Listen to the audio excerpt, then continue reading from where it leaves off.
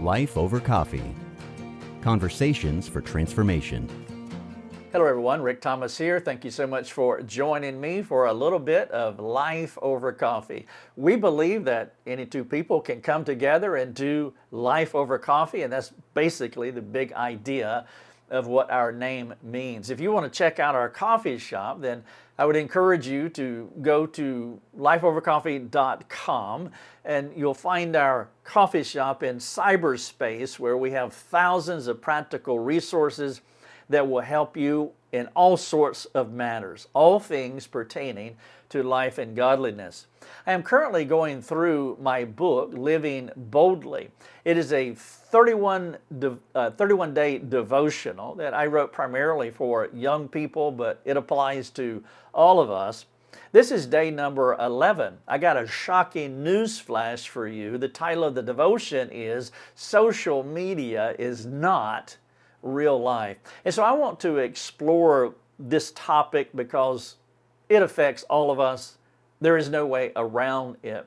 The shaping influences in our lives, those things that are external to us that impact how we love God and love others as we love ourselves. Specifically, how social media and other technologies shape the way that we think, the way that we feel, the way that we live. In 1 Corinthians 15:33, Paul says, "Do not be deceived. Bad company ruins good morals," which leads to a very important question for devotional number 11. What influences you? The two most powerful forces shaping your life are what you allow into your mind and the people that you surround yourself with. I'm speaking of the things that you permit to feed your brain, that mold your brain. And so I hope that you would just take a few moments to reflect. Who influences your desires? Who influences your decisions? Who influences your destiny? Now, this question is crucial because your answer will reveal a lot about who you are and who you are becoming. You see, maybe you've never thought about it this way, but everybody is brainwashed in the sense that we allow things to wash over our minds, leaving residuals that mature into influences that actually provide interpretive filters through which we see and respond to life. So you have to choose. What are you going to allow to create the lens through which you interpret life? Who or what are you going to allow to brainwash you? For example, you are a reflection of the media that you consume and the company that you keep. Whatever the media is that you consume and whatever the company is that you keep, you are a reflection of those influences.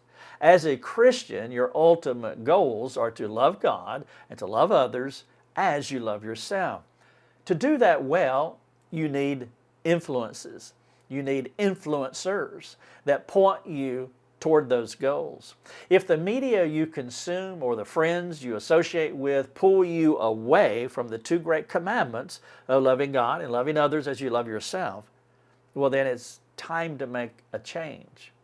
Media could include everything from TV shows to movies to social platforms to books to music to websites. By the way, one media that you want to influence you obviously is lifeovercoffee.com, because some of these tools can actually be used for good. So I'm not throwing the baby out with the bathwater. I'm not throwing Life Over Coffee out with the bathwater. They also have the power, however, to shape your mind in unwholesome ways, and you already know that.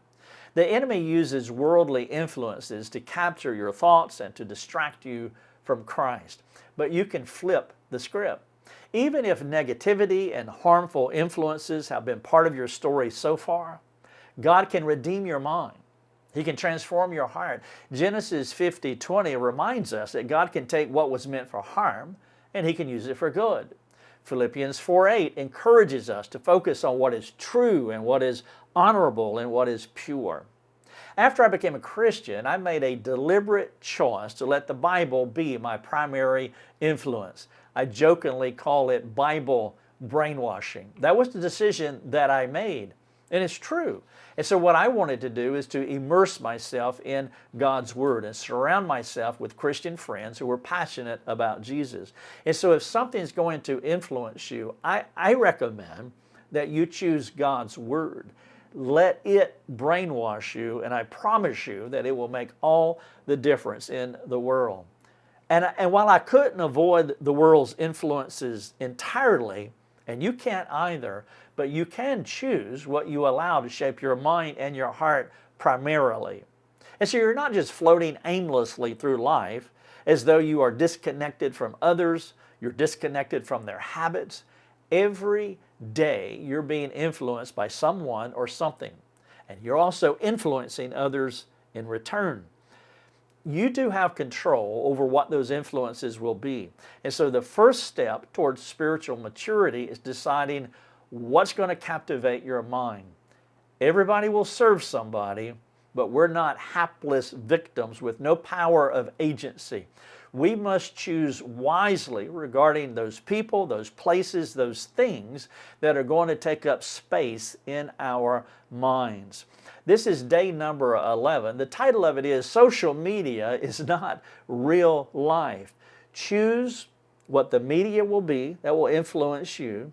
Choose who your companions will be, and may they be Christocentric influences, and that will make all the difference in the world. Thanks for joining us. Learn more and get access to other resources at lifeovercoffee.com.